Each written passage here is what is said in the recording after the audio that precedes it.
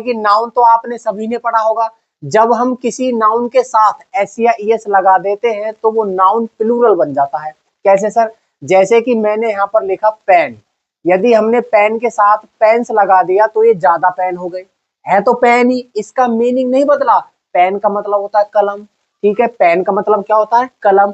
हमने पेन के साथ एस लगा दिया तो इस पेन को प्लूरल बना दिया, जैसे कि कलमे। क्या कहा बाबूजी? कलमे। यहाँ पर मैंने कहा बुक, बुक का मतलब एक किताब, अब यहाँ पर मैंने कर दिया बुक्स, किताबें। तो कुछ नाउन ऐसे होते हैं जिनके बाद हम यदि एस या ईएस लगा दें तो वो प्लूरल नहीं बनता, उनका मीनिंग ही बदल जाता है, जो मैंने यहाँ पर बोर्ड पर लिखे हुए हैं।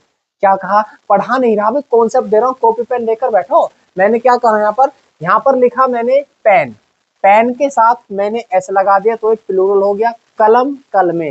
यहाँ पर लिखा मैंने बुक, बुक मायने किताब, बुक के साथ मैंने एस लगा दिया तो ये बन गया बुक्स, किताबें। समझ पा रहे हो बात को? उसके बाद मैंने कहा यहाँ पर चेयर। क्या कहा? चेयर। चेयर का मतलब एक कुर्सी, मैंने कहा यहाँ पर चेयर्स, कुर्सियां। समझ पा रहे हो ना?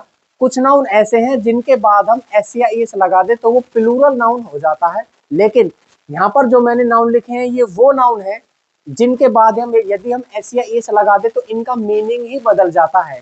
कैसे सर? जैसे कि मैंने कहा गुड, गुड का मतलब अच्छा। क्या कहा बाबूजी? गुड का मतलब अच्छा। गुड के बाद हमने एस लगा दिया तो इसका मीनिंग बदल गया सामान। समझ पा रहे हो ना? एक एक चीज लिख लेना, पढ़ाऊंगा नहीं भी, कॉन्सेप्ट दूंगा, एक एक चीज को नोट डाउन कर लो। मैंने यहाँ पर क्या कहा? अल्फाबेट, अल्फाबेट का मतलब क्या होता है? वर्णमाला। क्या होता है? वर्णमाला। लेकिन यहाँ पर अल्फाबेट्स भाषाएं, तो मीनिंग था वर्णमाला, इसका यहाँ पर जब हमने एस लगाया तो इसका मीनिंग ही बदल गया। तो यहाँ पर कुछ नाउन ऐसे होते हैं जिनके बाद हम यदि एस या ईएस लगा दे तो उस नाउन का मीनिंग ही बदल जाता है।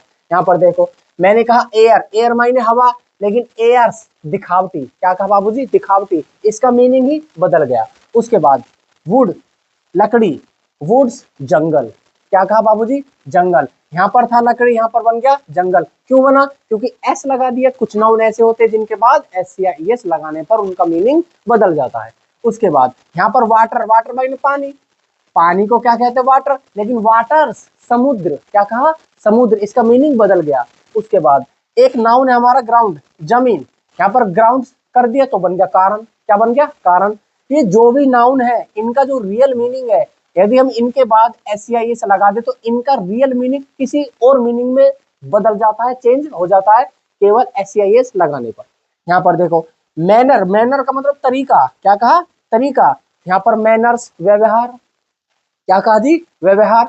यहाँ पर मैंने कहा सैंड, सैंड मतलब बालू, रेत, यहाँ पर मैंने कहा सैंड्स रेगिस्तान, तो इसका मीनिंग बदल गया।